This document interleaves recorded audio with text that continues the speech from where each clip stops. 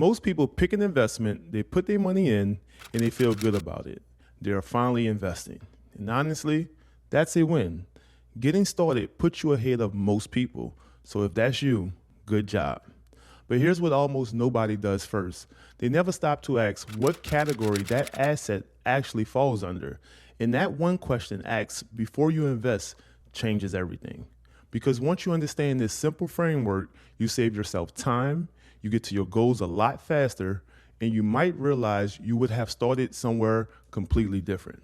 So before you invest a single dollar, let me show you the first step. If we have not met, my name is Elridge Moore. I run a private money lending company, which means my business is capital. Every single day, deals and opportunities come across my table, and my job is to decide how to deploy the money against them. So I think about stuff constantly, and I'm going to give you the same framework I use. Here's the foundation. Every deal or opportunity you ever look at requires three things to make it work: the asset, the capital, and the capital structure. Think of it like a triangle. The asset is what you're buying. The capital is the money you bring. And the capital structure is how the money is arranged, whether it's your cash, a loan, a line of credit, or what terms. Most people jump straight to the money. How much do I need? Where do I get it? But the very first corner of the triangle is the asset, and more specifically, understanding what category the asset falls under. Once you understand the category, you compare the right capital and the capital structure to it. And when you start there, the right order, you build freedom a whole lot quicker. Every investment you ever come across falls into one of 6 blocks, just 6. And once you see them, categorizing becomes second nature. It works in 2 layers. The first layer answers one question: what does the asset do for you? There are 3 answers. Is it a growth asset, meaning it goes up in value over time? Is it an income asset, meaning it pays you along the way? Or is it both, growth and income at the same time? That is the first layer, growth, income, or both. Now the second layer is how does it behave? And there are 2 answers here. Is it stable, meaning the value and the income do not swing very much? You could count on it. Or is it volatile, meaning it moves up and down in big ways, sometimes fast? So put those 2 layers together. 3 choices on what it does, growth, income, or both. 2 choices on how it behaves, stable or volatile. 3 times 2 gives you 6 blocks. This is where the 6 comes from. Every asset on earth lands in one of them. A growth asset that is stable, a growth asset that is volatile, an income asset that is stable, an income asset that is volatile. One that does both and is stable, one that does both and is volatile. 6 blocks. This is the whole map. And here's why this matters. The block an asset sits in tells you how to treat it. It tells you what kind of money belongs in it, how patient you need to be, and what to expect in return. You would not bring the same money or same expectations to a volatile growth asset that you would to a stable income asset. There are different tools for different jobs. So before you ever talk about money, you find the block. Let me make this real with some examples you already know. Before I show you these examples, do me a quick favor. If this framework is already making things click for you, hit that like button and subscribe to the channel. Now let's keep going. So let us take assets you already know and drop them into one of the blocks. And this is where it starts. Let's start with real estate. Real estate appreciates over time, so it gives you growth. And if you rent it out, it pays you every month, so it gives you income too. That makes it a growth and income asset. And for the most part, it is stable. Now I say for the most part because depending on the market and the neighborhood, it can drop. But generally, real estate is a stable growth and income asset. That is a powerful block to be in. Now take private money lending, which is what I do every day. When I lend money, the principal does not grow. I do not get appreciation. What I get is interest paid to me on schedule. So that is pure income, not growth. And because my loans are backed by real estate, there is an asset securing the deal, which makes it stable. So private money lending sits in the stable income block.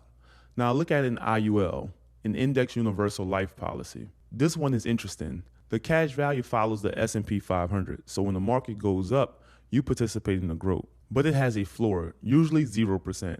So in a year the market loses, you do not lose. That floor is what makes it stable. So an IUL gives you growth. It can give you income later when you borrow to create income in the buy or die strategy, but initially it's set up for growth.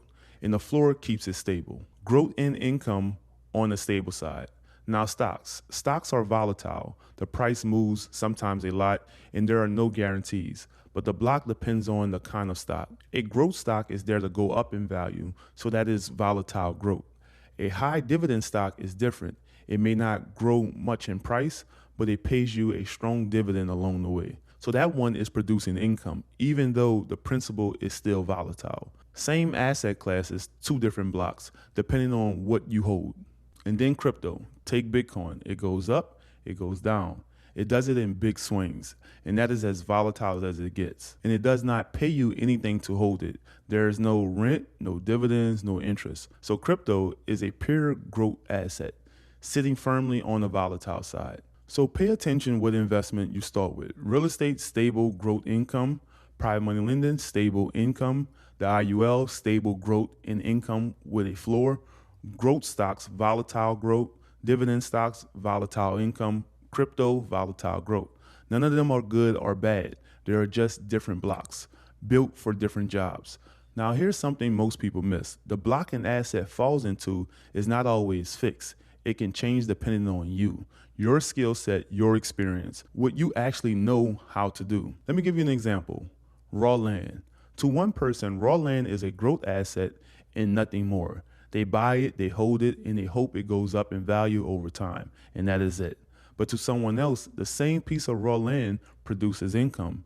Maybe they lease it out, maybe they put something on it that pays them. Same exact asset, but because their skill set is different, it lands in a different block. So when you are categorizing an asset, you're not just looking at an asset, you're looking at the asset through the lens of what you could do with it. Your skill set is part of the equation. This is why you have to ask the right questions before you ever put money in any asset or opportunity. Is this asset stable or is it volatile? Does it produce income? And if it does, is the income consistent? Does it appreciate over time or does it depreciate? And then the personal one. What can I do with this asset that someone else might not be able to do? And when you can answer those questions, you have categorized it correctly. And now finally, you are ready to talk about money. So let me bring this home and show you how we think about it at Vertical Capital, because this is the part that changed everything for me. I want to talk about opportunity cost first. Opportunity cost is simple. It is the money you could have earned but did not. And the biggest driver of opportunity cost is one thing most people never think about: liquidity. Whether you can actually access your money while it's invested. Here's why that matters. When your money is liquid, $1 can do two jobs at the same time. When your money is illiquid, that same dollar is locked into one job only. Let me show you what I mean. Take real estate. I love real estate. But when you buy a property, your dollar is tied up in that property. It is doing one job, sitting in that one asset. You cannot easily pull it back out and put it to work somewhere else at the same time. It is illiquid. Now look at how we started at Vertical Capital. We didn't always start like this, but we made this change back in 2021. We do not start with illiquid assets. We start with liquid ones. We start by buying index funds through our M1 brokerage account, and we fund IUL policies. That money goes to work in the market right away. The index funds stay invested and keep growing. The cash value in the IUL keeps earning interest. We never interrupt that. But here's the move. Because those assets are liquid, we could borrow against them. So we borrow against the brokerage and we borrow against the IUL, and we take that borrowed money and we lend it out. Now watch what is happening. Our original money is still in the market growing, and the borrowed money is out earning us lending interest. One pool of capital earning two places at the same time. That gap between what we earn lending and what it's cost us to borrow, that is called the spread, the arbitrage. That is the money most people leave on the table because their capital was locked into one place doing one job.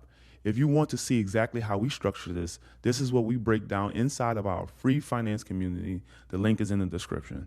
That is opportunity cost, and it is exactly why we categorize the asset first and why we start where the money stays liquid. So here's the whole thing in order. A deal hits the table, and you categorize the asset first. What does it do? What block is it in? Then you choose the capital that belongs in that block. Then you set the structure, the terms that make it perform. Asset, capital, and capital structure. Every single time in that order. That is the step almost nobody takes before they invest, and now you have it. So before you put another dollar anywhere, stop and ask what category that asset falls under. That one habit will save you time, it will keep your money working in the right place, and it will get you to your goals a lot faster. And if you want to go deeper on this, I want to invite you to join our free finance community. The link is in the description. It's completely free, and it is where we break down exactly how to categorize assets, use your capital the right way, and build real wealth together. Come learn with us. I'll see you on the next one.